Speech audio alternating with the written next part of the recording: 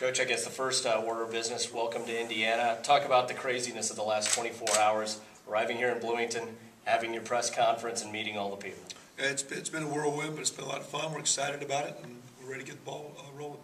Looking at what your teams did at Oklahoma, especially on the offensive end, it was quite remarkable, over 700 points in 2008, but you did it a different way seemingly over the course of that time. There were times they primarily focused on the run, you had the spread, and it was very adaptable to the personnel.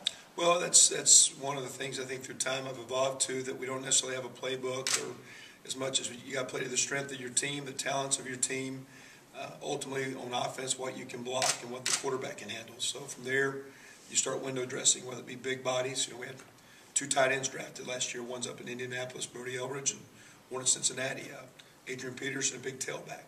Sam Bradford, a drop back quarterback. I got hired for quarterback run game that we never got to due to some injuries. So always try to be flexible, just play to the strength of what we can do. I think we scored a lot of points, but the essence of us being good has been we've been a physical team and we played smart football. We don't turn the ball over a lot, don't beat ourselves. One can make a great argument that the finest program in the history of college football is Oklahoma. You can make an also great argument that the best coach currently in college football is Bob Stoops, so you had a very good situation when this job came available. What were the things about this Indiana job that especially appealed to you? Well, again, I was looking for an opportunity to be a head coach. One of the reasons I went there when I left Coach Walker at Northwestern was to enhance my opportunities. And going from an offensive-oriented guy and a great coach in Randy Walker to a defensive-oriented guy with Bob Stoops is kind of, I think, gave me a well-roundedness and different views and perspective of how to schedule practices, recruiting, organization, and whatnot. So coming out of a great situation, was only looking to go to a place where I thought would be a great place to raise our family. We got 5 kids, and my oldest is a 9th grade daughter. So if we're going somewhere, that's probably where we're going to be, graduating some kids from high school. And also just looking for a place where I thought there was a lot of potential and a chance to win. So you're coming into the Big Ten, which is one of the premier conferences in all of college football. We're coming to a premier institution, great state, great region that I know well, close to my wife's family. And I think a school with untapped potential in football. We're looking forward to seeing what we can do with it.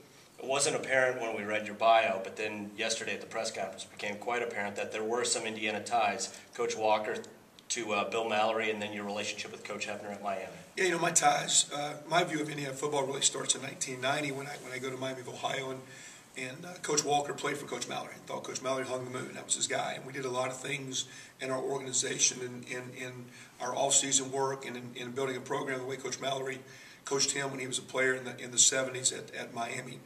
And, of course, we played against Indiana 3 times, but Coach Mallory was always gracious and led our staff over here to visit, knew a lot of the coaches that time. Of course, that was a good run for Indiana football. And again, I was with Randy for all those years, and, of course, all 9. Terry Hefner's right there side by side. And, again, it was a happy, great opportunity for me to be here. It was also sad because one of the reasons I'm here is the loss we have with Terry. But and another Indiana tie, my last time in Oxford, I'm playing golf with John Pont. Now, Coach Pont shot 42. This is before he passed, but he didn't putt anything longer than 5 feet. Anything inside of 5 was good by Coach Pont. But there's a little bit of Miami of Ohio in me, and there's a lot of Miami of Ohio with Indiana football. Looking at your biography, you were the valedictorian of your high school class. You're a double graduate of North Carolina, one of the finest academic institutions literally in the world. And then in 2007, you won the Johnson Award for coaching integrity. So compliance and getting kids to graduate is an utmost priority. It is, but at the same time, I think we can do it and win and play championship football. And one of my comments, I don't think people understood at Northwestern, an academic school that prides itself on being this tremendous academic school, how hard we worked in football to be a great football team and to field a great football team. And at Oklahoma, where you think we're a football power, our APR rate is 5 points off of where we are at Indiana. And what we're doing in the classroom, and our kids going to class, and our kids at Oklahoma, what great kids we have, and great students, and great people, and great workers they are. So I don't, to me, it goes hand in hand. If you can be great in the classroom, you can be great on the field.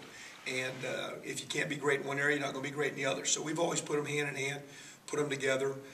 I think my background at North Carolina, Miami of Ohio, Northwestern, and again, I don't think people appreciate the quality of our kids and the character of what we got going on in Oklahoma. That's why Coach Stoops, and we're winning all the time down there.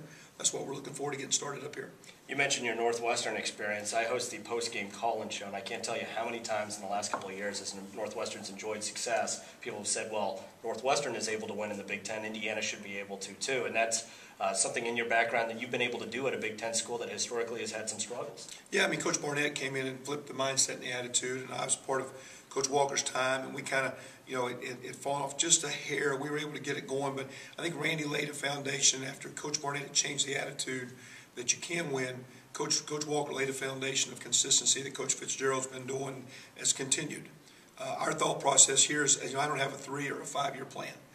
My plan is to win and be the best we can today, and start today for our seniors, for our fan base, for our ticket holders. For it's nice to be great. We want to be great in 3 and 5 years from now, but we want to be the best we can and be great now and max it out. And that's what we told the team yesterday. It's a new time, a lot of energy, a lot of excitement. But again, I don't have a 5 year schedule. I got a schedule for what we're going to do this afternoon, today, and we're going to start winning each day and start putting those blocks together to have a great team and start playing winning football, winning Big Ten football, and see if we can get ourselves in position to start fighting for championships, because that's what I'm used to. Since 2000, I think I've been a part of now 8 championships or 7, and we need to keep that rolling. And one's at Northwestern, so we're looking forward to continuing that trend. Assistant AD for marketing, Pat Crafts here, so we'll make this the final question. Got to get this plug in. You've played in some tough road environments in the Big 12 and in the Big 10. How important is it for Indiana to start filling up this stadium to become a hostile environment for opposing teams to come in, and how important are season tickets? Well, it is important, but to me, it's going to be important just based on what we do within our building and the excitement and the energy and the passion that we can bring. Because, I got a guy all the time saying during games, one of our coaches, we got to get the crowd fired up. And I said, we'll make a play, they'll get fired up. So we got to put a product out there that they're going to be excited and proud about. And again, to me, if we do it the right way, they'll come, but it starts with us. So if they want to take a leap of faith here early, they can, but hopefully we're going to put a very strong product that they'll take a lot of pride in. We'll have a lot of excitement here. I know Fred Glasser, AD's done a lot to make our game day experience more enjoyable, but the most fun thing needs to be that 60 minutes out there in Memorial Stadium and the way we play. And hopefully we're going to play some aggressive defense, exciting offense, and we're going to win those games and give our fans something they can take a lot of pride in. Well, Coach, thanks so much for joining us, and welcome to Indiana. A lot of people very excited. Thanks so much. Appreciate it.